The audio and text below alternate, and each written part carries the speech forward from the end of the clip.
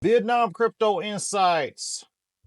Everything crypto, crypto news, crypto projections, crypto predictions, and crypto happenings here and abroad, here in Ho Chi Minh City, one of the capitals of crypto adoption in the global space.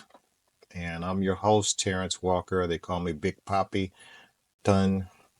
Before we get started, stablecoins are on the agenda in the U.S. The Senate last week approved the Genius Act.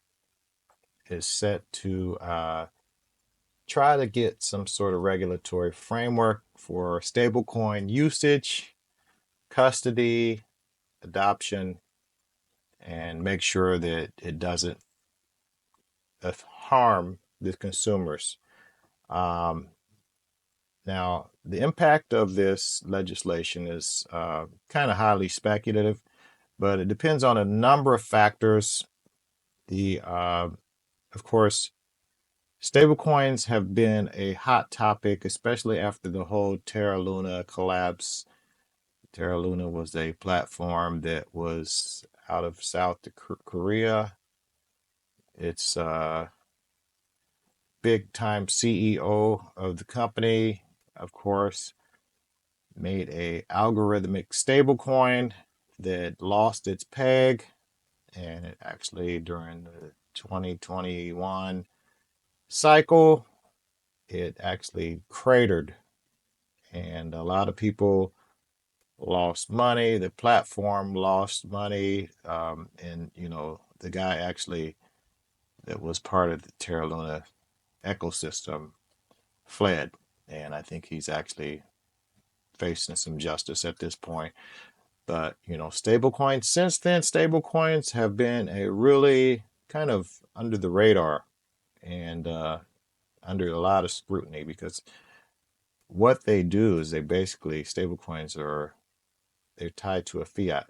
The most popular fiat that they're tied to is the US dollar. And the biggest three in the space right now are, of course, USDT, USDC, and USDS, which I believe that used to be DAI, which is part of the whole maker ecosystem, DeFi lending protocol.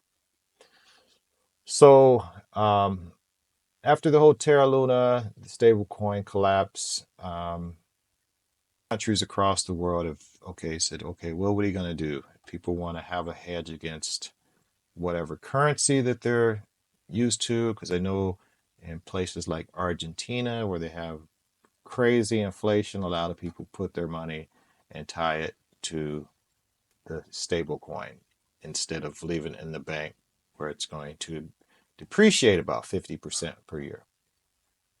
So, some people use it as a hedge, some people use it as an on ramp. Those are kind of like the main two uses of stable coins.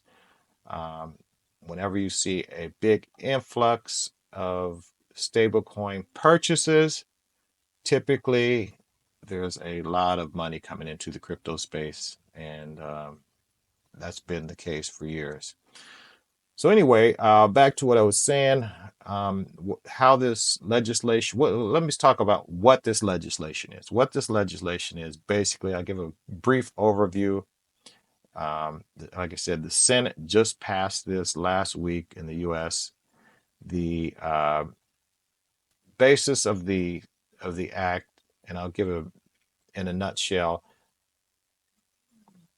Entities with a stable coin that's got a market value of over our market cap of over $10 billion will be regulated under the same kind of framework as a federal bank under the federal charter in the US. Those under that umbrella, they have to fall under the state charter. They'll have to be regulated by a particular state or states in the US. So that's, in a nutshell, that's basically what it is. And they're going to have to curtail some of their other related activities. So the stablecoin provider is not going to be able to jump into multiple categories or multiple subsectors of crypto. They're going to be basically focused on that actual particular crypto their stablecoin if they're going to be regulated and approved in the US. So that's basically in a nutshell without getting into the deep weeds.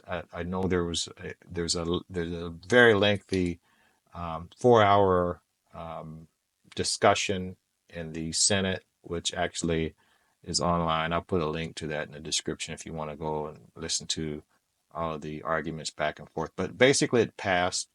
And then, of course, the White House is now waiting for the U.S. House to pass this, and they're urging.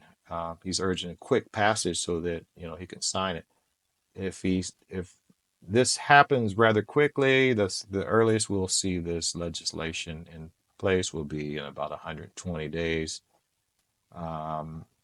But the regulatory framework is actually, I think it might be a net positive, um, because it's going to put those stablecoin issuers under the gun. They're not going to be able to do any shady business. They're not going to be able to depeg. They're going to have to basically offer, I guess in most instances, a one-to-one trade dollar per crypto, and it's going to actually speed the adoption, in my opinion. But there's a number of different factors that come into play, and one, it's going to make it easier for people to trade to Bitcoin and vice versa. It's going to definitely attract new users because it's going to be considered a safe way to put your currency. Instead of in dollars, you could put it in crypto and it'll be regulatory approved, with all the safekeeping or safeguards of the US dollar. So, some of these other regulations as well are going to curtail them from offering percentage returns and stuff like that on buying the crypto or buying the stable coin or whatnot. So during downturns, you're going to see a lot of people, of course, go to the stable coin and hold it. And it might, since it's actually going to be considered safe if it goes through, they might just leave it in the stable coins instead of cashing out, like was the case over the last 3 or 4 different crypto cycles. Stablecoin growth could also fuel DeFi uses. Of course, so like I said, the law appears to curtail the use of the stablecoin issuer from actually engaging in the DeFi or the other subsector of crypto activity. So that would actually be a safe bet. We will see. As always with crypto, you never know. But make sure you hit that like, subscribe, and make sure you give me a comment. Let me know your thoughts. Let's boost this channel, y'all. It gives me a boost in the algorithm. Also, if you didn't see, a couple weeks ago, I did do a lucky money giveaway. Somebody didn't read the instructions. I'm going to put the link up at the top here.